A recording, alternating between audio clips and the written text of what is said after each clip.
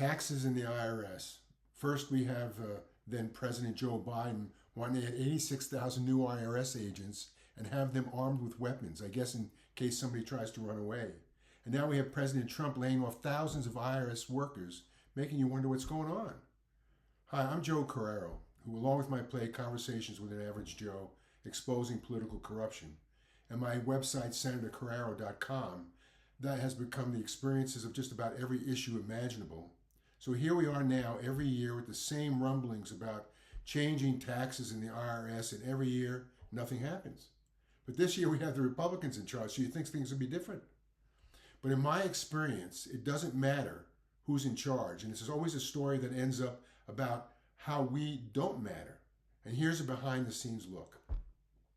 I remember back in 2004, prior to the Republican convention in New York City, when I met with my friend Jack Kemp to put together a plan of tax reforms, diminishing the power of the IRS and maybe eventually eliminating it. He'd been focusing on getting tax cuts since Reagan got elected and thought the time was right for reforms leading to the end of the IRS. We agreed that I'd get appointed to the platform committee of the convention and present possible changes to the tax code that would then be adopted as part of the Republican platform.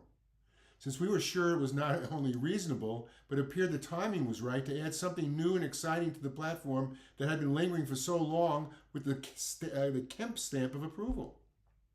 We talked about suggesting two reforms to be considered so that President Bush wouldn't feel the pressure to have to act immediately so the public can choose, or at least create momentum and structure for legislative considerations. The first was the flat tax. This was the one that Jack and I agreed was the best to go. To be honest, I would have agreed to anything he said since he knew more about this issue than I or anyone else I knew. And while he was ambitious, he was smart enough to know what should attract those who he trusted to provide a fix to an issue that plagued everyone in the country, especially the individual taxpayer who was spending as much time and money preparing the taxes as paying them. And my input was, as the sponsor of the amendment, was to offer some credibility as a normal everyday taxpayer, small businessman, former stockbroker, and senator from a poor state. We then agreed to lobby for a single tax rate, maybe in the 20 to 25% range, with exemptions to remove lower income people from the tax rolls, allowing workers to deduct Social Security and Medicare payroll taxes, and ending taxation of interest, dividends, and capital gains. The other reform we proposed was a consumption tax, which many Republicans favored, even though we thought it to be regressive, with those poor spending a higher percentage of their income than those well off.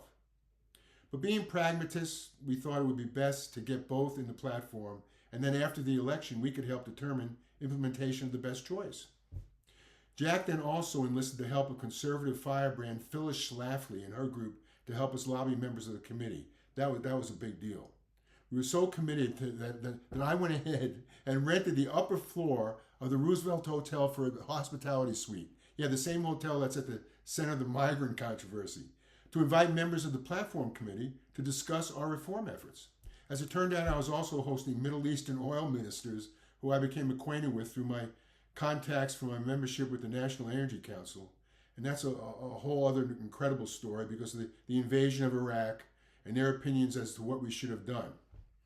But everything seemed to be falling into place with our lobbying efforts, especially with Jack's stature heading the effort.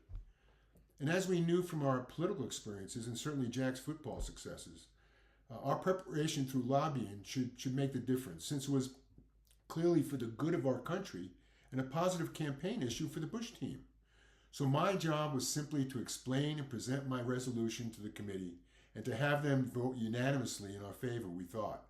But just before I entered the committee room, Jack came over and whispered that he was made aware of a Southern governor who was using his charm and connections in apparent opposition by the Bush folks to our plans and was directing some of the support, or diverting some of the support we had to defeat our amendment, while still looking like it was still favored by the Bush campaign. In other words, making it appear to the Republicans, as well as to the voting public, that they favored such reform, but delaying it and killing it on a technicality. When I re-entered the committee room, I saw many of the faces that I had talked to and were favorable to our position, not offering looks of encouragement, with the chairman, Senator Bill Frist, complimenting me on my amendment and the outstanding presentation to the platform committee, which it really wasn't. But so I knew that was the kiss of death. It was like the beginning of a breakup where he was saying, "It's not you, it's me," which really didn't make me feel any better either. And then he suggested we look into some other possibilities first. It's like when you're told you have a great idea and let's see if we can make it even greater, never to be heard from again. We wondered why they just didn't tell us they were opposed to what we were proposing, to clear any misconceptions and discuss how to get this issue resolved. We chalked it up to where they wanted to make sure there was no compromise and the issue was killed using the charm of down-home Southern politics and behind-the-scenes orders from the top. Jack was schooled enough to explain it to in their best interest is to keep the IRS in control. That's what they wanted to do, and not add any more complication to their agenda, which had a bigger fish to fry. Turns out typically a lot of the issues of the convention were already decided before the committees met. That's the way with most anything in politics. You think the powers that are interested in your point of view only to find out decisions have been already made and your input is just for show. Kind of like the meeting some of us senators had with Tom Ridge years before in Hawaii when the Bush administration wanted us to come up with a structure for the Department of Homeland Security immediately right after 9/11. When we realized all they really wanted was our stamp of approval for what they had already decided. And that's why they chose Hawaii, since no one in their right mind would want to fly back to Hawaii that close to 9/11. With Ridge claiming that extra border guards would suffice for protecting our southern border when I pleaded for a fence. And there's always the reason and benefit to someone when they go against common sense and the will of the people. Sometimes it's called greed and corruption, and it's always the result of power over people. That's why we as citizens should demand transparency and have open debates and decisions on facts, not behind the scenes politics as usual. And even though it appears there wasn't any movement toward tax reform during the Republican convention, of course, since I'm now an independent, I wouldn't know. We have what appears an inclination of President Trump to bring change to taxes and the IRS. We need to make our voices heard to relieve ourselves of a burden that has our anxieties building after the first of every year as contributing our monies to the waste and corruption of an out-of-control government. Maybe with this administration, we'll have more of an input. Keep alert, folks, and may God bless us all.